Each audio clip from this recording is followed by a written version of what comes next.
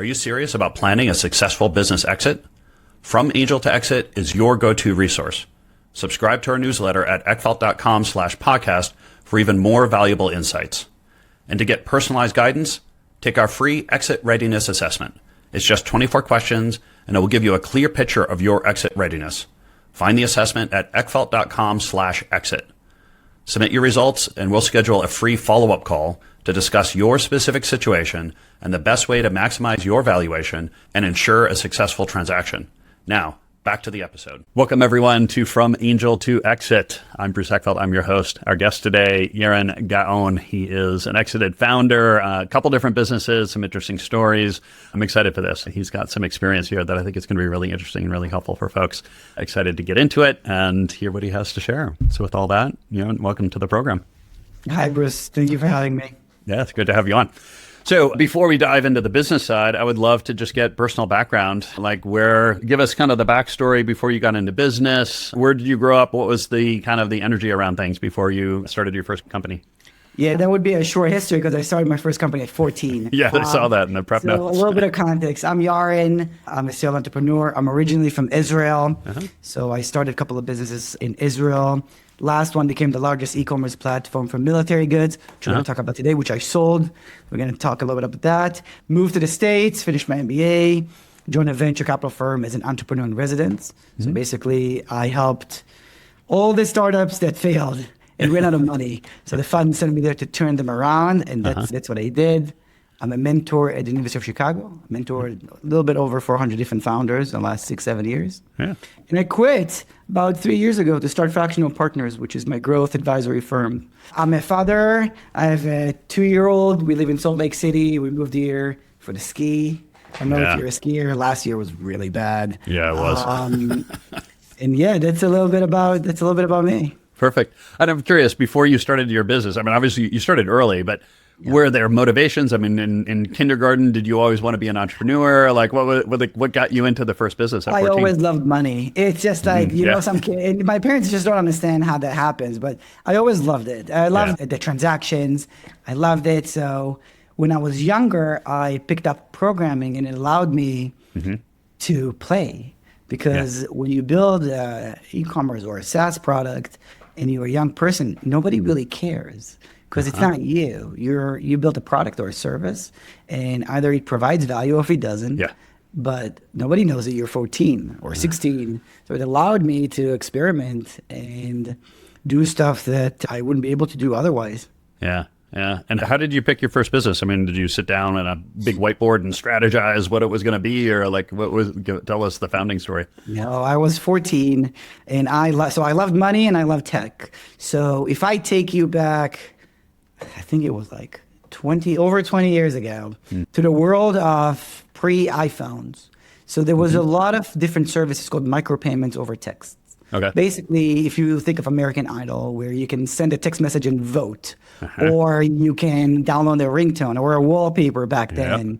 And I thought to myself, wow, that's such a cool way to make money. The challenge was there was a barrier to entry for smaller websites. So if you think about Web 1, Web 2.0, where there were a lot of like blogs and microsites, and teenagers were doing MySpace. So there was a lot of different content creation. But if you wanted to monetize some of your services, you weren't able to do this unless you were at a certain scale that allows you to start establishing relationship with the SaaS companies and start doing that. So I thought to myself, that would be a really interesting problem to solve. So I just got a programming book, learned how to program, and built a service called SMS for Cash. And the premise was, very to the point. Yeah, and the premise was, let's aggregate a lot of these small websites. I will establish relationships with the sell companies or the billing companies, and you basically work under my account. So I aggregated them. So basically lowered the barrier to entry. I took a cut, and then all you need to do is sign up. You get a script, you just implement it on your website, and you can start charging your visitors and monetizing. Really designed for other teenagers at that time. So that was a really cool. That's how I got it. There wasn't a whiteboard. It was just like, wow, this is really cool. There's some barrier to entry. what can I do to aggregate smaller players? Yeah. And just, Yeah. I'll- So your- you I'll take you your literally crumbs. saw the problem and started figuring out, okay, how can I solve this? Other I'll people take must your have this crumbs. problem. Yeah. Yes, and there was no one in the market doing this because none of the big companies wanted to deal with the smaller players. It's just a headache. Yeah. I'll take your crumbs. Perfect. Yeah. Yeah. And I guess when you started that one, did you have visions of selling it, or like what was your goal in founding the company and getting things going? Honestly, I wanted to make money. I wanted to build cool tech. We were in negotiations down the road of selling it to the second largest cell phone company in Israel, which didn't materialize. But no, I wanted to make some money. I was in high school. Yeah. I wanted to create something cool. Yeah. And I just did that. Yeah. And where'd you go from there? Like, what was the next business, and how did that So come that about? was when I was 14. And as I was running this business, about 2 years into this business, I got feedback from clients, or really users, so it was called reverse microbilling. Basically, it's limited up to, I think it would be $5 in the States. So you can only charge up to $5. So that's puts you in a very specific niche. Yeah. But I had clients saying, well, I want to charge more. How would I do that? And at the time, there wasn't PayPal. There wasn't any payment processing, like mass payment processing service in Israel. So I said, okay, I already have an infrastructure. I already have users. Let's see if we can do payments over credit cards. Same business tactic, right? Let's take all the crumbs, all the small ones that the credit card companies don't want to deal with a high barrier of entry. Let's just build them a platform where they can just sign up and start collecting payments over credit cards. Yeah. So I did.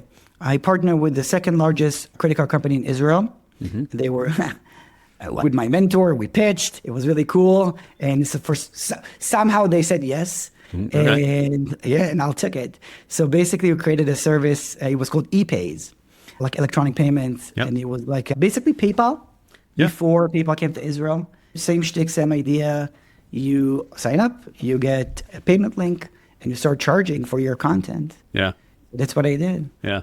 I'm curious what you learned from the first company, from the text to going to payments. Like, what were any crossover or any, kind of things that you had figured out that you could reuse? I learned a lot. One thing that I've learned is just because you have mentors doesn't mean that they are right. So I had mentors during this experience. I was very fortunate to have a couple of mentors. And I remember as we grew, there was a conversation about pricing and how should we price and should we create price tiers. And my mentor ended up creating this really elaborate pricing structure that makes a lot of sense if you have an MBA, but doesn't make a lot of sense if you are a small website that has just wanted to charge. It actually hurt me in the long run. And that was the first interaction when I learned that just because a mentor tells me something and they know a lot, it doesn't mean that they are right about this specific, this specific instance. So that was learning number one. Learning number two is the transition from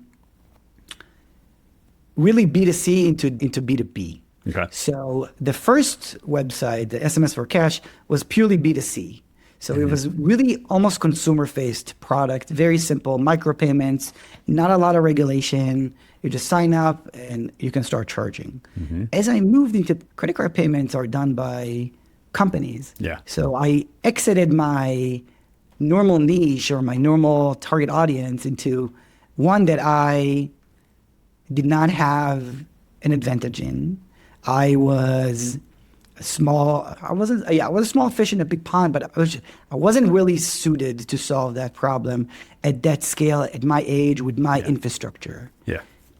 I didn't have a B2B sales force that can recruit them. Yeah. It was just a different business, adjacent industry, different capabilities required to actually be successful in that, if that makes sense. Yeah. So while it looks very similar, the underlying kind of challenges and resources and assets required can be quite different. Yeah. Correct. Yeah. So tell us about your first exit. Like, what was the company that you first kind of sort of really exited from? Yeah.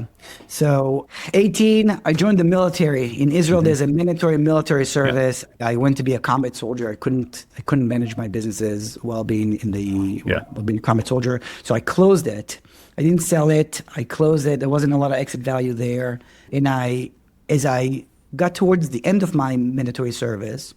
So let me just give you a little bit of context of the problem. Sure. So in Israel, there's a mandatory service, and the army doesn't provide you enough equipment as you go into the military. So there's a whole secondary market. Imagine you're a parent to a newly drafted 18-year-old. Yeah. You want to make sure they have everything. You want to make sure they have the socks and the shirts and the flashlight and the watch. And once you're in the military, there's a whole secondary market of, okay, I want the best gun strap, and I want the best vest, and the best helmet, and the best gun accessory. So the need exists. So the problem is that you can find these products, but you have two major problems. One, they were always products inside of hiking stores. So hiking stores would carry gear. Some of it would be military gear, like a small section would be. So it's really like hiking first, military second. The second problem, which was the biggest problem, is you couldn't find any of this online. And what happens is Israel observes Shabbos or Shabbat, meaning that from Friday night to Saturday night, everything shuts down. So there's no store, nothing is open. And as a combat soldier, you get to go home every 2 to 3 weeks for about 48 hours from Friday morning into Sunday morning. Meaning that if you wanted to purchase anything, you would have a very small window to actually go and find what you need and make sure that you rush before everything closes. It's on. And I thought to myself, as I was exiting my military service, why doesn't this exist online? Why can't I just buy it online and then either ship it to base or ship it to home or buy it as I'm on the base? Seems like simple. It was, but it didn't exist. So I ended up starting what came to be the largest e-commerce platform in Israel, but it started really as like two premises. One, let's do a military-only niche. So I didn't carry any hiking equipment at all. I was the first store in Israel that was dedicated to military equipment, period. Retail military equipment. So that was the focus. The second, that gave me differentiation. The second is a mobile first and really like e-com first experience where soldiers can, it's just a different level of execution really of what it existed today, where soldiers can go and they can buy what they need online and they can pick it up on Friday morning, or they can ship it to the base or ship it home, basically make sure that everything they need is there and they can pre-purchase. So that's how I started. We ended up growing. I ended up opening a brick and mortar store because people want to feel, they want to experience. So it was the first brick and mortar store for military goods only. I ran it for about 7 years. And before my wife and I knew that we're going to go back to the States, we were about to get married. So something needed to happen. I needed to decide if I want to keep going and doing this remotely or kind of just put a bow on it and kind of close this or sell it. So I went on a journey of finding a buyer, and I ended up finding a buyer, and we signed the contract about 24 hours before I was on the flight. Plenty of time. Yeah, a little bit of ultimate. I never hurt anybody. And I sold it to my largest competitor. They basically took my business and absorbed it, kept the brand a little bit, and then absorbed it into his operation. And tell us about finding the buyer. I mean, I think, that's always kind of an interesting process I find in most deals. Like, where did you approach them? What was the conversation like? I got a broker to help me sell this. And as we were going through this process, I think really the learning process came from the process of exiting and what I've learned. And I talked to a lot of different potential buyers, and we were in different stages with different people. And my buyer wasn't my first choice because I made a lot of mistakes while building my business that caused me to not have a smooth experience exiting. I was able to exit, but it wasn't a smooth experience. If I would have done it again, something would have been different. Tell us some of those, because I think every interview I've done has a long list of these things. What do you wish you would have done differently earlier in the business? I have two major mistakes. I've done two major mistakes that caused me to basically take a big discount or big cut in my exit value. One was around systems. and custom systems. So as I shared with you, I'm a developer. Yeah, exactly. I came from SaaS. And as I was approaching e-com context, Israel is a right to left language, meaning that a lot of the systems out there, e-com systems, don't really support Israel. It's also a super niche market. So you can either use a mediocre off-the-shelf system or build your own. And I chose, Shopify wasn't even an option then. So I chose to build my own. And I basically built the entire system my business ran on, including the store and the CRM and the inventory management and the ERP. And when we opened a brick and mortar store, I built the POS. Of course. And I felt on the one hand, I can. And not just like I can. And it was also like a much higher quality and experience. It was a differentiator in the marketplace. From the consumer mindset, right? It was smoother, it was customizable, I really knew my client, so the experience was flawless. On the back end, I was the only one that knew how to maintain that system. So when a buyer came into the picture, the first question was, how am I maintaining your system? Do I need to move the whole business into a different ERP and e-com platform? And the answer was, yes, you do. Because I am not here to start writing code like 5,000 miles away. I don't want to be a developer anymore. That wasn't my profession. So what I thought was a custom, almost like a core capability or a strategic advantage, really hurt me when it came to exit value, because it was great to generate cash flow. But on an asset value, it hurt me, and I took a big discount because no serious buyer would take a system built by a 27-year-old and build their business on top of it. It's just not. So that was mistake number one. Mistake number two is I got people in the business to help me, but purely on a tactical level, meaning that the people that I brought in were low-level employees because I was cheap, really. And I got people to stock, and I got people to pack orders, and I got people to really just do a lot of the back end. But the challenge was two challenges. One, I was the main person leading this business, and my bandwidth was very limited. I didn't share this with you, but I got both my undergrad and graduate degree while running this business. The whole purpose for this business, just for context, was I'm going to go to business school. I want a platform to play with or to play on as I learn these concepts, which I did. But I also had about, 20 hours a week of actual school to go to. So that's one. And the second is when I sold it, I didn't have a strong organic team inside my business to keep it. So the value then became not so much the company, but the brand equity, the website, not so much my ops, because my ops were based on very low-level individuals that could not really hold the business without me in it. These are my two biggest mistakes. How have those mistakes informed how you move forward from there? Like, give us a little bit of the next steps for you. Okay. So I am very much against custom anything unless it's a core capability or a differentiator. So as I work with companies today, anybody that shows me, this is a really interesting, because we are in the age of AI. And everybody's talking about, I can create my own custom apps, and I can create my own internal tools, and we can do it better. And my argument is, what kind of company are you really? So are you a pest control company, or are you a CRM management company? So go back to the core capability and really double down on what you do best.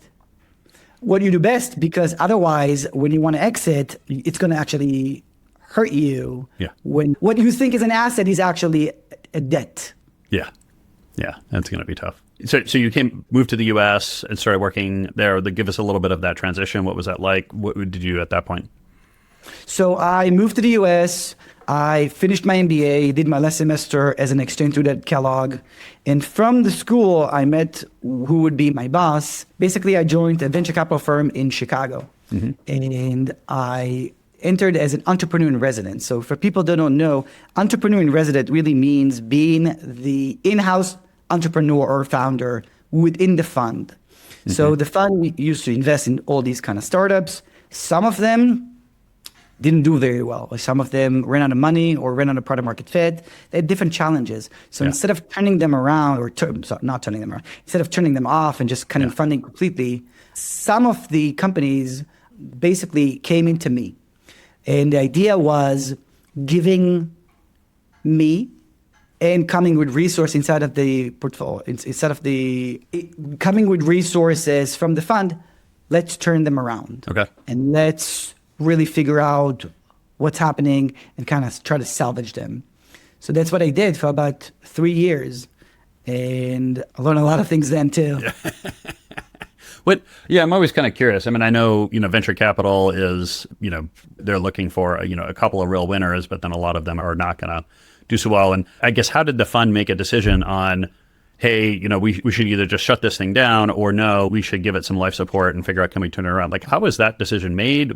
How did you participate in that? What were you looking for in terms of things that had some hope? Yeah.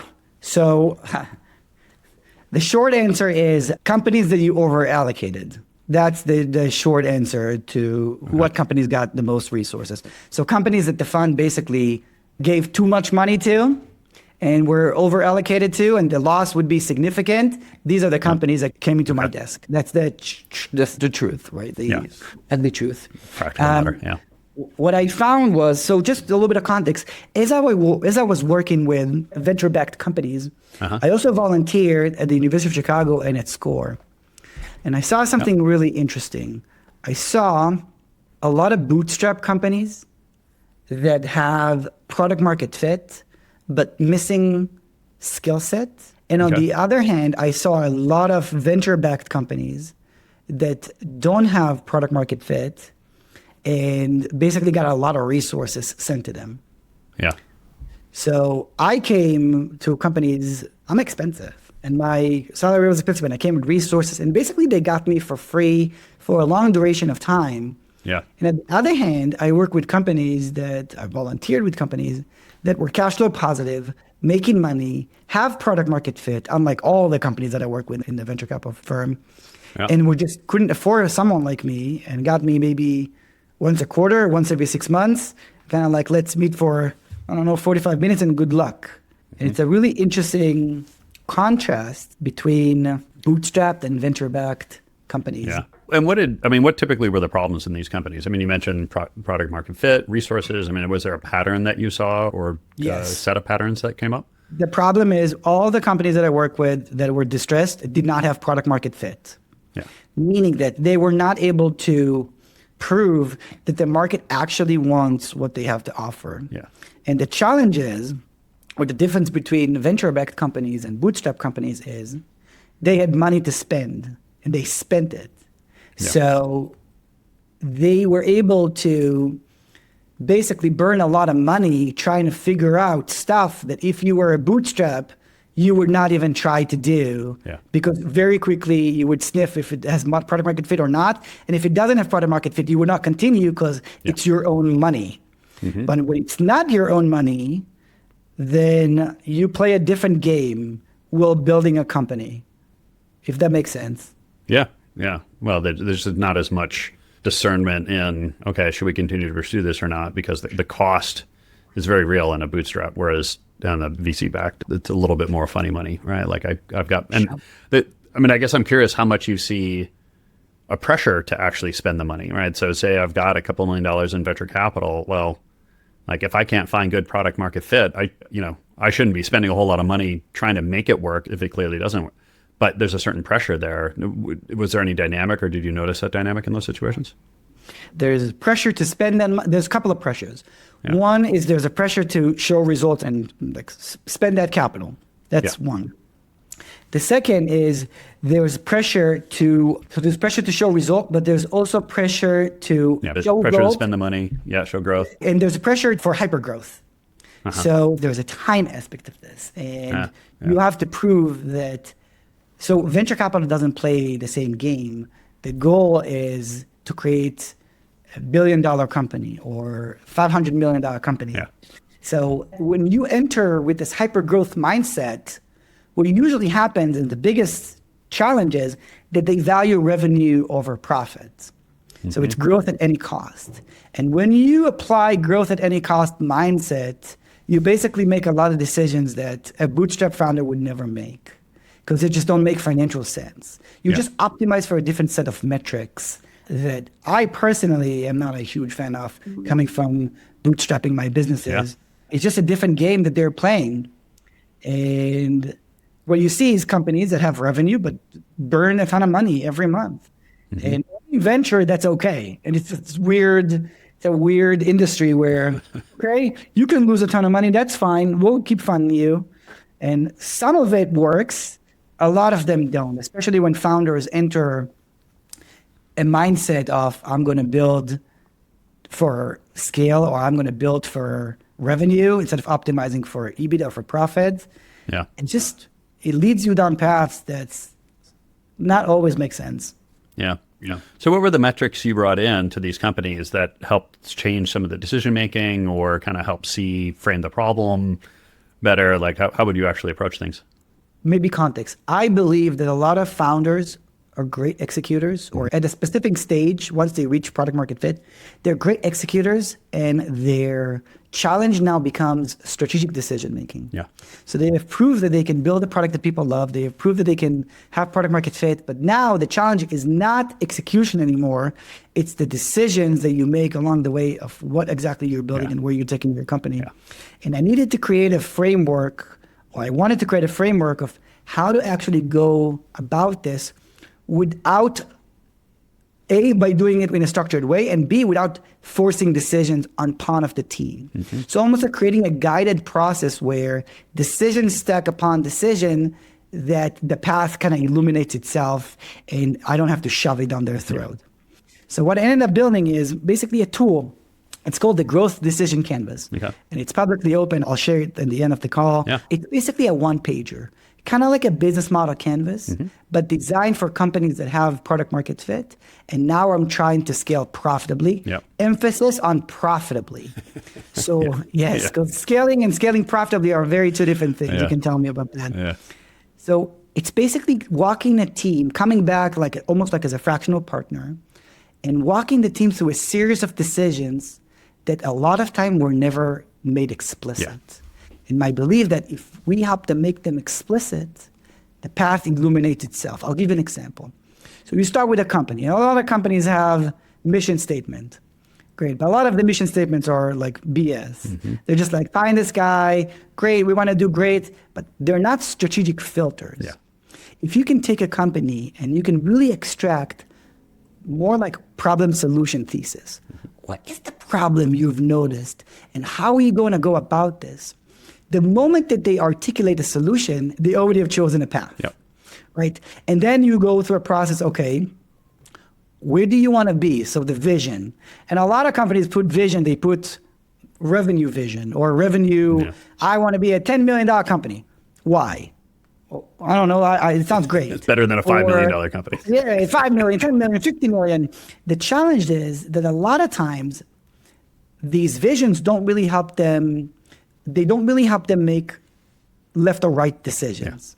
So I like to go with companies and let's define what's the ultimate goal and what is the success metric that is not revenue, tying it back to the problem solution. So if I forget about revenue, because revenue is a lagging metric. It's not going to tell you, you want to be a $10 million company, great. Should you choose left or should you choose right? It's not going to tell you anything. It's the score. What is the filter mechanism? So what is the metric that represents success that you can keep in your mind as you make decisions? So once you align on this, okay, so we already narrow them. Then you go back, okay, what are your strategic advantages and core competencies really? And that's the hardest question for most companies. What do you know how to do extremely well that other companies don't? And once you walk them through these questions, then you start deciding, okay, so who's the best customer for your kind of company? Who's the perfect customer for you? These decisions stack linearly. And at the end of it, you get a very tight business model or growth model that is designed for them. Yeah. And my whole belief is that giving strong operators and product market fit, all they need to do is to go through the process of answering these questions as teams, one decision after another. And what they emerge with is a super tight vision. It's not just vision, it's really like a business model or a growth model that then they can bring to EOS. Then you bring it and you plug it into your vision traction organizer and you create the rocks based on this. Yeah. So it shows you the direction, then you choose EOS to make sure everybody's rowing in the chosen direction. Yeah. Does it make sense? Yeah, no, it's exactly what I found. I mean, I used EOS in my business originally, and then I used Scaling Up, and I used a couple other frameworks. But yeah, I always found it was those two things. And even today as a coach, I talk about strategy development and strategy execution. And they're two separate things. They're two separate muscles. And strategy development is really, it's those series of choices about, what are we going to focus on? But more importantly, what are we not going to focus on? And if you can get a team to get really clear on that, then you can focus on strategy execution. It's like, okay, how do we make that happen? What is the underlying business model? What are the capabilities we need? What is an ecosystem we need to develop, right? And leadership style, like all those things start to get answered. But if you don't have a strong strategic direction, then you're just rowing really quickly in circles sometimes. So it's really key to get the both of those right. Yeah, so I want to talk about why. So why do you think companies kind of skip that stage or don't? It's not a lot of companies actually go through a process of what we were talking about. A lot of companies are just hyper focused on execution and EOS. And why do you think that is? Well, I guess what I've seen generally is that companies are sort of chasing ideas, right? Like they end up, just if it doesn't immediately work, I'm going to pivot and do another idea. That doesn't immediately work, I'm going to pivot another day. And hopefully at some point we land on something that happens to work, and then we'll mine that. And, the problem is that, that's a very low success rate approach to these things. And I find that the companies that are able strategically, and I use this phrase, we can climb any mountain you want, just not every mountain you want. And there's lots of great mountains out there, right? Yeah. And it's not necessarily, we want to pick a good one. Like we don't want to pick a bad mountain, but pick one and focus on figuring out how to execute against that mountain. And that's usually where things happen is, people get halfway up or half the team's trying to climb this mountain, the other half the team's trying to climb that mountain. And that's where you don't do very well. It's hard to make progress and make traction because it's hard. Like you start getting up in the higher elevations and things get difficult and people want easy, right? Oh, we should find an easier path. Sometimes there's not, right? A lot of times the success comes through actually figuring out how to get through the hard stuff where no one else has been able to figure out how to do it. But there is a summit up there that you can achieve. Yeah. Well, I think from what you said, there's really two things. One, you have to choose the mountain and differentiate between the choosing of the mountain and the actual path, or what we call the assumptions versus the execution, right? You choose the assumptions, you choose the business model, and then it's about executing on it. Yeah. And not revisiting the business model. A second, what I found is a lot of companies, as they grow, they start by growing by addition, or what they call growth by addition. Mm-hmm. They start growing by adding stuff. Yeah. More clients, more revenue streams, more channels, more products. Yeah. And the idea at the beginning is fantastic. This is the right way to go. As you start, I want to see what works. I'm going to try this type of client and this type of product, this type of channel, and that's great. But once you find product market fit, this creates complexity and confusion. Yeah. And we just have too much stuff that we're doing inside of the company. And it's just, you cannot execute successfully on either of them because you're spread too thin. Yeah. And companies try to emulate what they knew from the beginning, so they keep growing by addition. More mountains, more initiatives, more activities. And the key, in my opinion, not forever, but for a lot of companies, anywhere between $2 to $25 million in sales, a little bit more, is growth by subtraction. Yeah. Find the core, choose the lane, choose the destination, and cut everything else that doesn't serve you. One type of product, one type of customer, one type of, really one set of activities. Companies feel like they got $10 million in sales. We're done. I want to add more stuff. Yeah. But if you are at $10 million in sales and you're in America, you're really not scratching. You're at the beginning of your journey. And they suffer from indigestion because they just try to do too much. Yeah. And it's like, what can we cut? So the flip side of it is, as they feel that friction of the complexity because they're trying to do too much, the first inclination is to fix execution. The first inclination is, let's put a system in place. Let's put EOS. Let's put better meetings, better quarterly rocks. Let's put a scorecard. Let's systemize what is. When the real process is, before you systemize what is, let's choose what we're doubling down and what we're letting go, tightening the model, and then go and systemize a very small set of activities. Yeah. That's the shift that I usually see, or the failure point. I agree. And it's a classic kind of business challenge, right? Because sometimes these other things they're good, right? Like they can have multiple lines of business and they're good businesses. And so it's hard to say no to them. But the problem is you want to pick the best one and make that work and scale that. I mean, if you were a $500 million company and, struggling to find more market share, I'd be like, oh, okay, we need to start looking at some other business lines. But, until you get to that point, you should be able to mine that business line for quite some time. And the challenge is that they become mediocre. If they try to do too much, they become mediocre in all of their activities, right? So a mediocre company does not scale well. So you want to be extremely well at what you do, just choose a smaller lane, which is hard to do, especially if it's cash flow positive. But there's a huge opportunity cost. I'm curious if you see that on the exit side. I mean, do companies that make that tough choice, find that the lane that they're going to focus on and then just really kind of execute well against that in a more kind of focused way, does that lead to better exit outcomes, better valuations? What's your experience or thoughts on the long-term plan?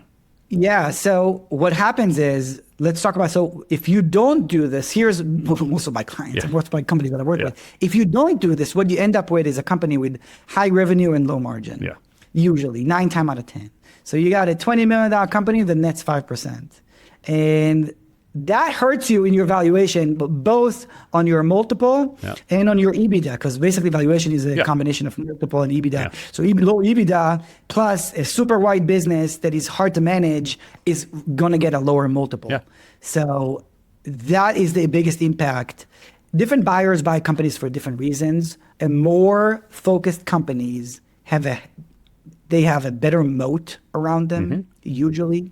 They have a higher margin business, usually. They have higher differentiation, and they usually warrant a higher multiple, regardless of EBITDA, when they come to sell.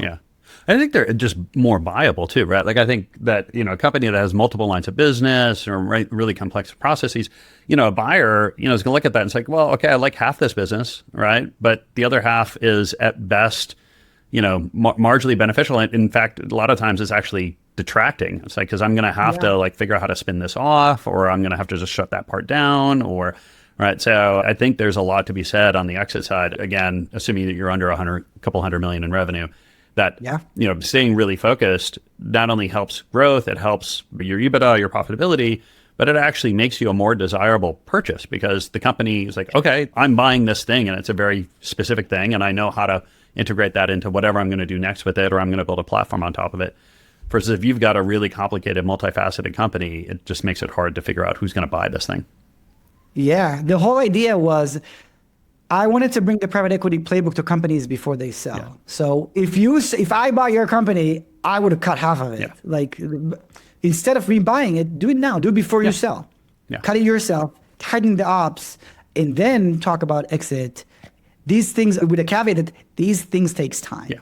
So these are not like quick, let's put a lipstick on a pig before we sell, six months kind of process. Yeah. But if you are focused on doing this before probably 24 months before you sell, I agree. 2 to 3 years, you can make a huge impact on your valuation. Yeah. It's a great conversation. Focus. Exactly. We're good. Easier said than done, but really, you resist the first inclination of adding more. Yeah. Adding more is usually basically one more sentence and we're going to be done. Yeah. Business at that scale, once you have product market fit, is really around resource allocation. Yeah. That is your goal as a founder or as a CEO, is how do I take what I have and how do I put the most amount of eggs on the activities that I think are going to produce the most amount of profit. Yeah. The more activities you have, the less effective you're going to become managing them, creating them, and actually doing the work. Yeah. So choosing a smaller set of activities would do a well-designed process, but logically committing into a lane, and then take all of that good skill set you have internally, skill set, resource, capital, and putting them toward moving the needle is usually a much more effective and less risky way than, say, let's start doing different things that you have yet validated. Yeah. Or they're just going to detect or take resources from the core into these shiny object activities. Yeah. That's it. That's Yeah, no, it's a great one to end on. I think that's one of the biggest challenges that most entrepreneurs face is that early stage versus the growth stage. Huh? Yarin, this has been a pleasure. If people want to find out more about what you're doing, more about the frameworks, what's the best way to get a hold of that? Yeah, so the framework is free and available and publicly available. You can find it at canvas.fractional.partners.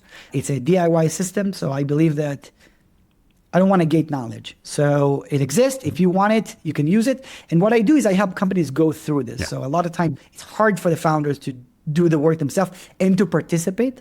So I remove it from them. They bring me in, and I walk the company through that process. So it's fractional.partners, that's the company.